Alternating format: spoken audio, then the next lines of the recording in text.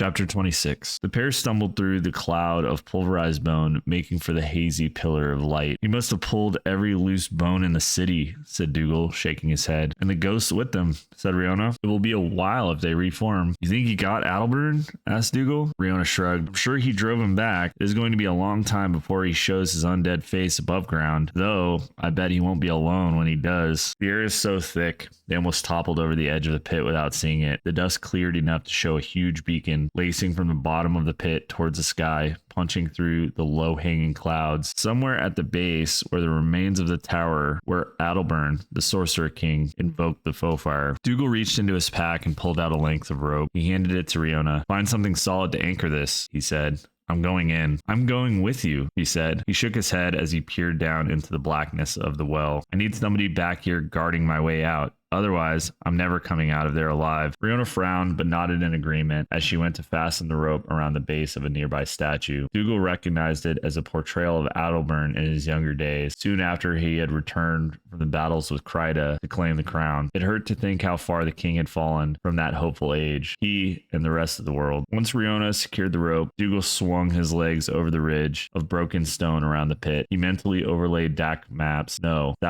map. That was the ghostly courier's curse, that he could not leave for the mists until the ghostly dagger was removed. Would he return as well? Carefully, Dougal climbed down the side of the pit, Riona playing out the rope from above. He could feel the intensity of the light on his back, almost pushing him up against the wall. If he was right, he would not have to crawl all the way to the bottom of the shaft. The wall was slippery as well, and slick with moss. Dougal had a hard time finding handhold. The rope meant he didn't have to, but he didn't like to trust himself entirely on his equipment. Ropes had been known to snap. There was always the chance that the ghost would find it and cut it loose. Of course, if that happened, the lack of rope would likely be the least of his troubles. There, about halfway down the pit, a passageway delved farther into the depths. At some distant point in time, it had been framed by a pair of heavy doors, but one was missing and the other canted at an angle, its wooden face reduced to splinters. Now it reminded him of the empty eye socket of a sun-bleached skull. Dougal swung over the entrance. There was a thin perch before the door. Dougal reached into his pack, fished out a small lantern on a lanyard. He lit it and hung it around his neck. He would need the light once he moved away from the foe fire. "I'm there," he shouted up to Riona. Her head appeared at the rim of the pit. "Good. What do you see?" "This must have been a secret escape route for the royal family," Dougal said as he moved deeper into the foundations under the main square. "I'm surprised to see so little security." As the words left his lips, Dougal felt something under his foot click. He recognized the sensation right away. A pressure plate. He braced himself for something horrible. Dougal froze,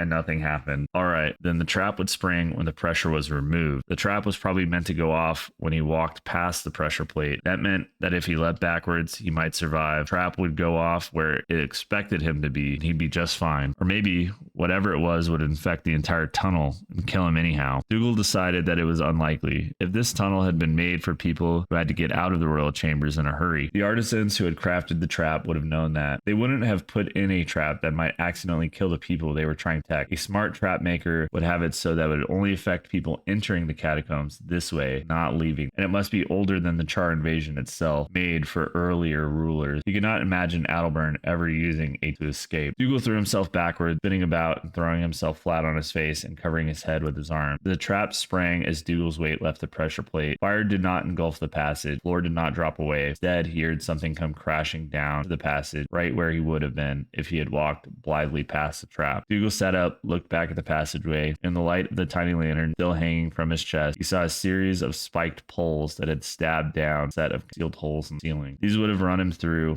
and left him impaled on the poles until he either bled to death or died of thirst. Despite that, there was just enough room around the spikes for Dougal to squeeze his way past. "I'm all right," he shouted back towards the entrance, but Riona said nothing. Perhaps she could no longer hear him. Dougal snaked through the catacomb. There were multiple passages now, some doorways crushed, others open as spoiled tombs. The foe fire had twisted the catacombs when it struck. The darkened halls here had probably stood tall and unshaken once, but now the place was littered with bricks that had fallen from the ceiling and walls. In some sections, the roof had caved in entirely, and in others, it looked as if it might do so in an instant. Finally, he reached the site of the vault on his mental map. It was a slab of stone that seemed solid enough to serve as a foundation for a castle. It showed no hinges, knobs, or other features, only a dark dark hole in its exact center, just a little bigger than the size of his fist. 5 years. It had taken him 5 years to get to this point. Dougal scanned the door with his eyes, his fingertips, hoping to find some flaw in it, some hint of what he needed to make it swing open. Finding nothing, he knelt down, brought his light up to the hole, and in the middle of the door, he peered into it. He started cursing right away. It's a thief's nightmare, he said to himself. To work this sort of lock, you have to put your entire hand into the hole, grab the handle, and then turn it in the proper sequence. If you screw it up, a blade springs out to remove your hand at the wrist. Worse, you can't see what you're doing. Your arm blocks the way. Barbaric and effective. Dougal steeled himself and stuck his hand into the black hole, hoping that it would be attached to him the next time he saw it. Metallic handle felt cool in his hand as he grabbed it. He turned the handle counterclockwise until it reached a point of resistance, and there was a click. There was no sudden pain, no blade dropping. He had unfastened the first tumbler. Sweating now, he began to turn the handle to the other direction, past the original point. There was a bit of resistance. Was that the second tumbler, or was that the trap about to spring? Stop, said a voice in Dougal's ear. For a moment, he thought Riona had followed him down. He craned his head, but he was alone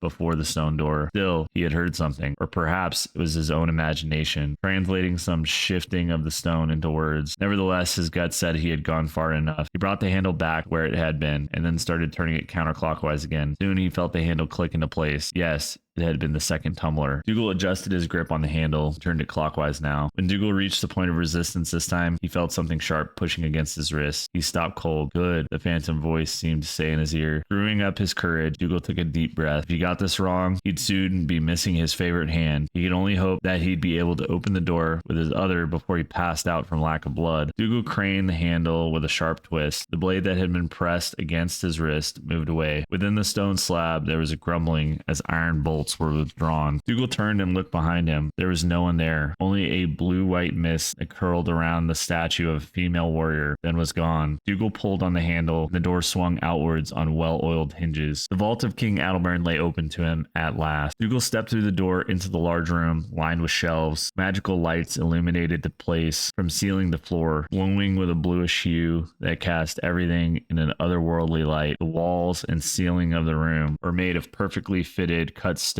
bound together with crisscrossing strips of iron. These had no doubt been made to keep thieves from drilling into the vault, but by the way of the iron bands sagged violently in the center of the ceiling, Dougal knew they'd also kept the room from collapsing under the pressure from the fallen tower above. He'd hoped they'd just hold a few minutes longer. The shelves on both sides were filled with terracotta jars, each filled to overflowing with gold coins and jewelry. At the base of the shelves were a pair of ornate swords and armor salvaged by King Adalbern from the wreckage above and tucked away, much like an elderly woman might hide silver pieces throughout the house in case of burglars. Rough sacks of gold and platinum were tucked into every nook and cranny. A particularly large iron-bound chest sat on the far side with a polished marble floor, its lid unlocked and flipped back to rest against the wall behind it. A few gold coins lay scattered about the place where they had spilled out of a single sack that sprawled open on the floor next to the chest. Dougal slipped into the vault, moving carefully, and scanned for traps of any kind. The adrenaline coursing through his veins magnified his senses. While he didn't expect to find any more daggers located behind such a complicated and lethal lock, he knew many people had died from making such assumption. He reached the chest and looked inside. Claw of the Conqueror sat inside the chest, atop a bed of gold coin, precious gems, diamonds, emeralds, sapphires, and rupees sparkled back at him in the tiny lantern's light. But the claw held Dougal's attention. Two blades pointing forward, two pointed back, a hand grip in the middle, an ungue. It was set with 4 gems, red, black, gray, and golden, for the 4 children of the Imperator, and the 4 founders of the modern Legion. There was something else, though, hanging from the forward upturned blade, a simple golden chain, and hanging from that chain, a locket twin to Dougal's own. Dougal picked up the locket and held it up to the light. Then he opened it, although he knew what he would find, his own cameo, jet set in ivory. He thought of the soft voice in the hallway. "Thank you, Vala," he said, not sure if she could hear, and not caring if she didn't. He pocketed the locket and turned to the claw itself. Dougal reached into the chest and carefully grasped the claw by its jewel-encrusted handle. No trap was sprung. He didn't expect that Adalbern would have the desire or knowledge to construct a trap in the chest, but he couldn't be sure. Time was wasting, though, and he needed to move fast. Steadying himself, he yanked the weapon from the chest with a single sharp movement. The claw came out of the chest without incident, and Dougal examined it in the light. It seemed undamaged, despite having survived the foe fire and intervening centuries centuries. It looked exactly as he described it to the others, right down to the gold plating, colors of the 4 jewels embedded in its handle. The blades were clean and sharp enough that he could see his reflection in them, something he'd not done in a long time. He had to admit, without any surprise, given everything he'd been through, that he looked horrible, dirty, ragged, covered with a thin coating of bone dust. Still, he could not hold back a smile. He handled the blade gingerly, as its construction seemed to threaten to poke him at every moment. He looked around at the scattered treasure and wondered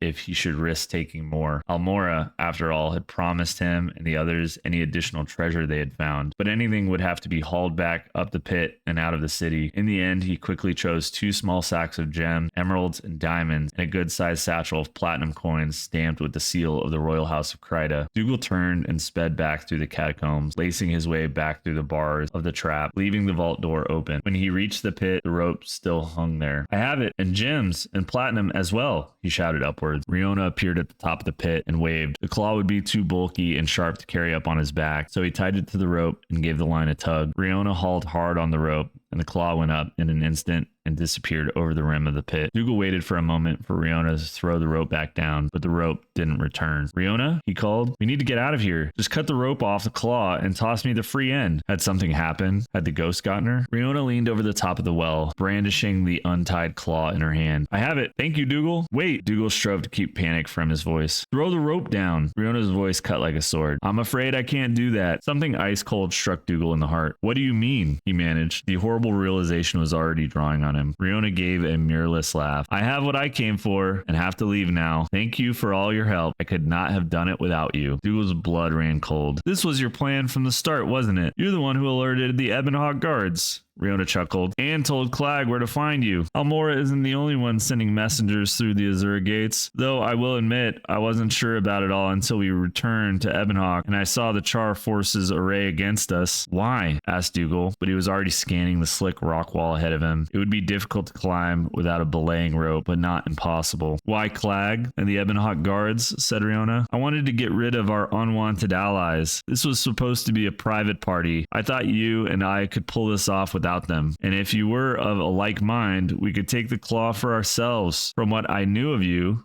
I thought you could be convinced as long as the others weren't around. But instead of reducing our menagerie, I ended up increasing it. Telling Clag resulted in that oaf Gulick joining us, and we had to take the rat Azura with us after he got out of Ebonhawk. "And the guards in the sewers?" said Dougal, thinking of the horror they had both felt killing other guards. "A sad accident," said Riona, her voice wavering. "I had planted myself on the parapet to wait for the guards, but you and that vegetable got there first. No, they were just doing their jobs, like the Char Patrol." "You cannot take the claw back to Ebonhawk," said Dougal, and moved slowly along the ledge towards the wall and out of Riona's view. "Stay where I can see you, or I am gone," said Riona, and Dougal moved back. "You're right, that was my original plan. When I first received my orders from Almora to enlist you to find the claw, I thought it was my chance to return to Ebonhawk as a hero, as opposed to someone who aided deserters. But after we talked on the wall, I realized that you were right. The Char would stop at nothing if they knew. No, I could not give the claw to Ebonhawk or to Almora." "Then what are you going to do with it?" said Dougal, looking around. Perhaps if he could grab a rock, he might be able to stun her at a distance. It seemed a pitiful chance. "The Flame Legion," said Riona, brightly now. "I'm going to give it to the Flame Legion." "What?" Dougal almost shouted. "Think of it, Dougal," said Riona. "If the Flame Legion gained the claw, there would be a civil war. The Char women, like Ember, would rebel at once, but there would be enough of those Char in other legions who would follow the new conqueror, Gizem the legions. The Char would collapse in a civil war, and we could break the siege, pitting one side against the other. The humans would be able to retake Ascalon. We would be able to retake Ascalon." Dougal's mind raced, and he said, "So you caught that Flame Legion soldier after all, and made a deal," said Riona. "The others trusted you," said Dougal. "Colleen, Cranks, Gulick, even Ember. Why should we care? They're not even human." Riona scoffed at him. "I'm a true daughter of Ebonhawk. You should be a true son. You know what happens to Ebonhawk if the Queen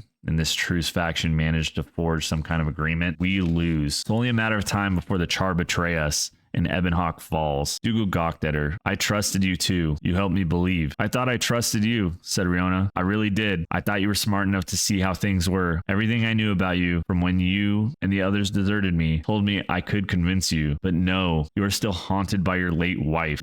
When you told me I knew it would be near impossible to convince you. You're still in love with a dead woman. That's why you really came here, isn't it? We can talk, said Dougal, mentally planning handholds on the slick wall. He set down the bag of platinum coins. It would just slow him down. We can't, said Riona. When I was attacked by ghosts, you called out her name, not mine. You still love her, Dougal. You came here to find her, and now I'm leaving you with her. Both of you can remain together in death. Riona laughed, but her laugh turned into a scream of pain and surprise. Her silhouette disappeared from the top of the pit. There was a feral growl and a clash of metal on metal. Dougal ran to the base of the wall and started climbing. He did not know if he could make it in time or what he would do once he reached the top, but he knew one thing: Ember Doomford was still alive.